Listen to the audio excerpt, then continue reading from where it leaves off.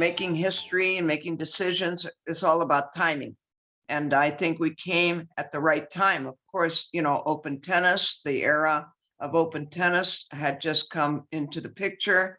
And the fact that the men were getting so much more than the women, and we were being pushed out, and most of the tournaments were run and promoted by men. So, the women really had very little to feel comfortable in saying that we were going to get equal prize money. That was never going to happen. So we really were very disgruntled in that 1970 summer that we started talking as we moved toward Forest Hills about what are we going to do. And Billie Jean, myself, Frankie Durr, and Ann Jones had been contract pros with George McCall and Labor and Rosewell and Gonzalez.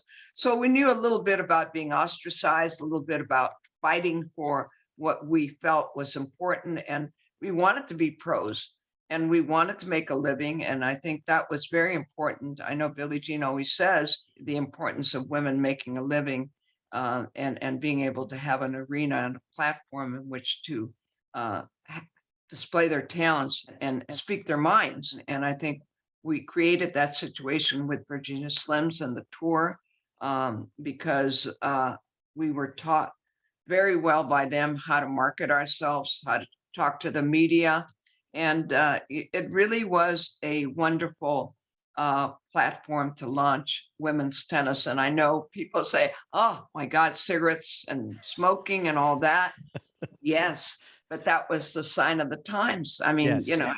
people smoke. Now it's pretty much taboo. I mean, you won't find a beer in the locker room now. We used to have beer, Heineken, Miller, because of, Philip Morris. Right. And you would have a beer after the match. I mean, no such thing, because most of the kids are young. They're not 21 yet. We had 9 women, and you know how women are. They're very individual, and generally, they don't come together. And we were so fortunate that we had 9 individual women who thought the same way. None of us felt that we should not do what we were doing, boycotting, striving for equal prize money, striving for more than what we had, taking a chance with Philip Morris and Virginia Slims. We didn't have very much choices though. And, I don't know that it entered our mind, and I can speak for myself. I don't even think we thought we were going to fail. We were so, I think, tuned in to the fact that this is the right thing. This was the right thing to do, to take the step, to break away from, the old establishment. Yes, we were, suspended by the USTA, and certainly, we had battles with them. They came up with a competitive circuit with Chris and Yvonne and Virginia Wade and Margaret Court to try and spoil our game. Fortunately, you needed the kind of money that Philip Morris had, and that really put women's tennis on the map.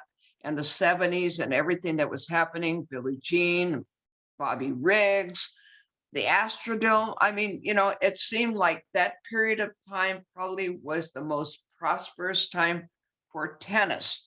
I mean, you had new clothing lines, you had new rackets, you had television all the time, just a lot of action that happened in the 70s.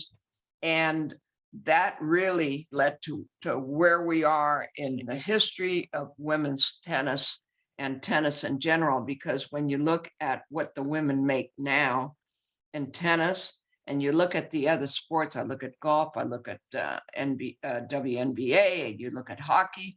I mean, soccer is a perfect example. These women are terrific. They won everything and they're still fighting. We need more women in power as CEOs that control. And I think that is a key of, where you have men that make the decisions as to whether they want to play, a pro-am with Tiger Woods, they'll pay $100,000. I think women are less inclined to do that. And I think they need to learn a little bit more on getting together, working together. And it's okay to spend money. It's okay. We need more women spending money on women's sports and women issues. And uh, uh, uh, uh, politics and whatever it is. We just, I mean, so far we haven't had a women's president. We've had everything else, everything else, right? Right. But we haven't had a women president. And other countries, third world countries have, Europe, and they've had women prime ministers, but I don't know why we have not had a woman president. And I'd like to see that. And I think those things are the kind of things that are going to change the world, change things for women, influence women. We are not secure yet. I mean, there's a lot of work to be done, and I take it in tennis. I mean, all that prize money could be taken away in a flash. It's wonderful to know that you were a part of something to change the history of the game and women's sports. It's awesome, and it doesn't just take one, but it does take the influence, someone to inspire someone to say yes, we can,